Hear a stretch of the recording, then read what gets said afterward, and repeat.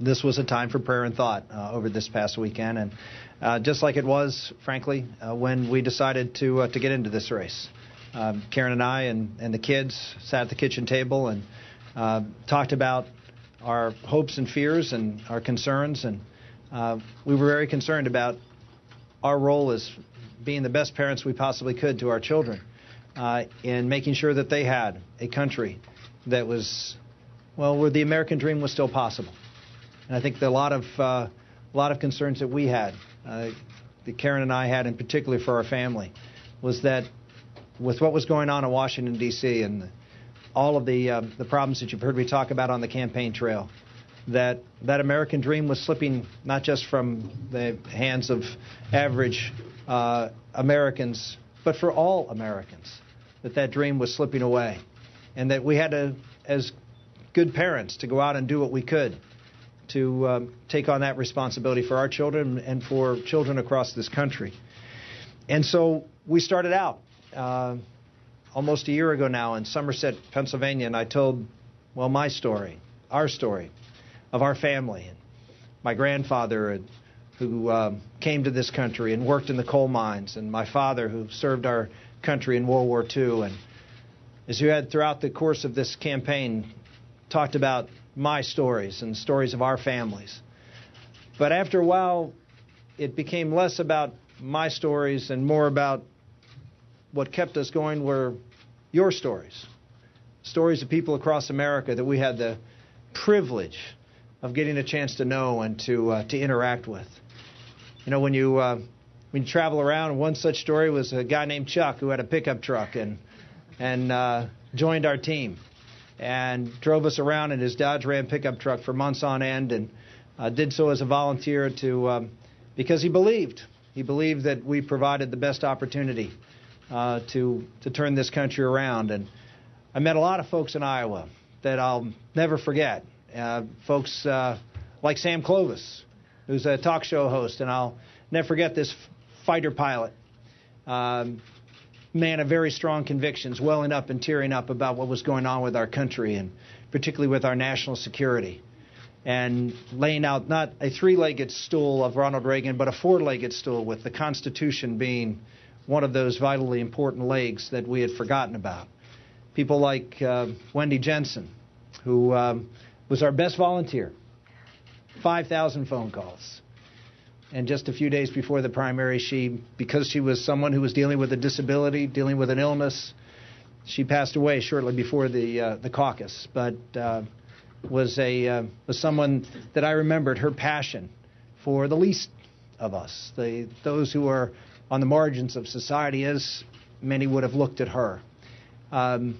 Folks, even today, as because of our daughter Bella, who came to our rallies one after another in wheelchairs, bringing their special needs children and holding signs up of children saying, "I'm for Bella's dad." Just a beautiful idea of, again, not my story, but their stories was what really fueled our campaign and gave us the energy. At a time when over and over again we were told, forget it, you can't win. We were winning. We were winning in a very different way because we were touching hearts. We were raising issues that, well, frankly, a lot of people didn't want to have raised. Our best phone caller after Iowa was a young man who came to our first event in Oklahoma in a wheelchair named Nathaniel, who had spina bifida, and wanted someone who spoke about people, again, that are overlooked by society or don't seem to be as valuable as others in society. Folks like the Duggars, the Duggar family, who traveled around with us in their bus and gave their time and energy because, again, they believed in the basic importance of having strong families as part of a strong country, that we can't have a strong economy, as you've heard me say over and over again, without strong families and a strong moral fiber that makes us the moral enterprise that is America. Even fun things like the sweater vest. Amazing thing, that sweater vest. It happened on a night I was doing an event for Mike Huckabee in Des Moines, and showed up, and everybody was in suits and ties, and I showed up in a sweater vest. And turned out I gave a pretty good speech that night, and all of a sudden the Twitterverse went wild saying it must be the sweater vest. And from that point on, the sweater vest became the official wardrobe of the Santorum campaign. And the cool thing was we have a big part of our campaign is the manufacturing base of the economy. And so we, of course, sourced that sweater vest in a company that was making them here in the United States. And so we ended up going to that little company up in Bemidji, Minnesota, in the middle of winter. It was a beautiful day, and got a chance to see that little plant that had been around for almost 100 years. And it turned out we're the best customer that Bemidji Woolen Mills has ever had in their entire history. So it's been a wonderful story after story of people who have come forward. Two girls who put together a song in Tulsa, Oklahoma called Game On, who have traveled and followed us around, and over 1 million hits on YouTube of that catchy little tune that they were inspired to give. And even today, we have folks working for us in Texas to make it a winner-take-all primary because they want to make sure that we have the best opportunity for Texas and for conservatives to have a voice throughout the course of this primary.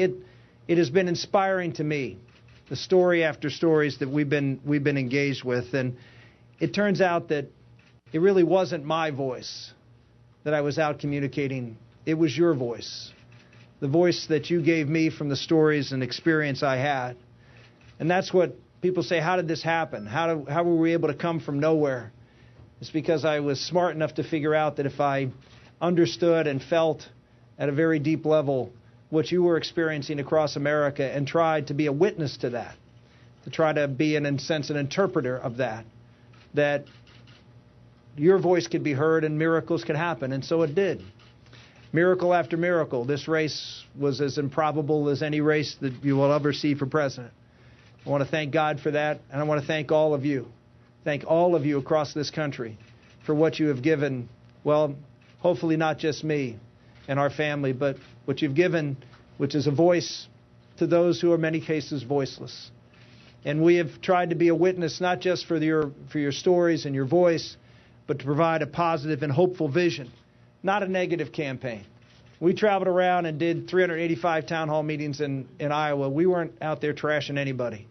We went out in our campaigns from that point on, and we painted a hopeful, positive vision for our country, one that was based on how we could get this country turned around, not just economically, but reflecting the hopes of Americans, not just the fears of Americans, the hopes of Americans as to what we could do to confront the violent radical Islam, and particularly the scourge of Iran, and what we could do to take on the problems of a sluggish economy in a Washington that has grown so big.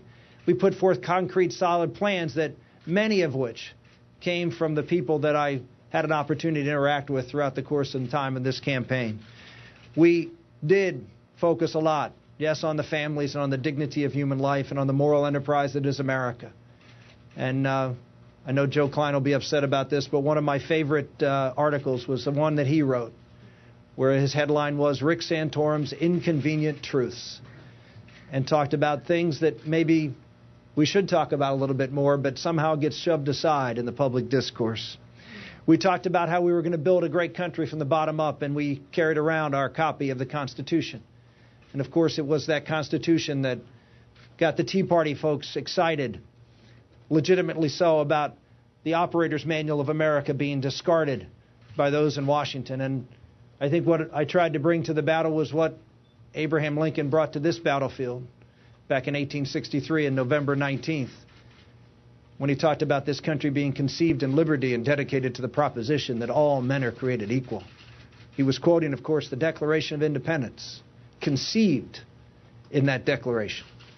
And we talked about that declaration as the heart of American exceptionalism, as to who we are, because we will never be a country that can go forward as a great and powerful country again unless we remember who we are and what makes us Americans. That's what our campaign was about what made us Americans, how we built this country from the bottom up, and how if we are going to be successful in the future, how we must believe in ourselves and believe in that ability to go forward and do the same thing. Against all odds, we won 11 states, millions of voters, millions of votes. We won more counties than all the other people in this race combined. We were able to spread that message far and wide across this country. And what we found is that while we found that support, I found a deeper love for this country. Every state I went to, and those of you who followed me around, I would say, I really love this state.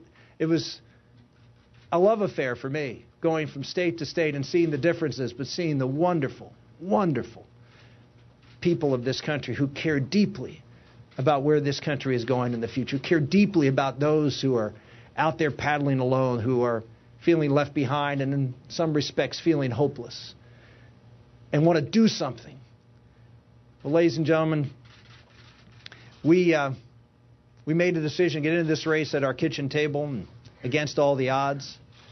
And we made a decision over the weekend that while this presidential race for us is over for me, and we will suspend our campaign effective today, we are not done fighting. We are going to continue to fight for those voices. We're going to continue to fight for the Americans who stood up and gave us that air under our wings that allowed us to accomplish things that no political expert would have ever expected. There's a lot of greatness in this country. And we just need leaders who believe in that, who are willing to give voice to that, who are willing to raise us up instead of trying to provide for us and do for us what we can better do for ourselves. That's the message that came to me, and it's one that I feel very, very good about continuing to talk to Americans about. You know, I walked out after the Iowa caucus victory and said, game on. I know a lot of folks are going to write, maybe those even at the White House, game over. But this game is long, long, long way from over. We are going to continue to go out there and fight to make sure that we defeat President Barack Obama, that we win the House back, and that we take the United States Senate, and we stand for the values that make us Americans, that make us the greatest country in the history of the world, that shining city on the hill, to be a beacon for everybody for freedom around the world. Thank you all very much. God bless you.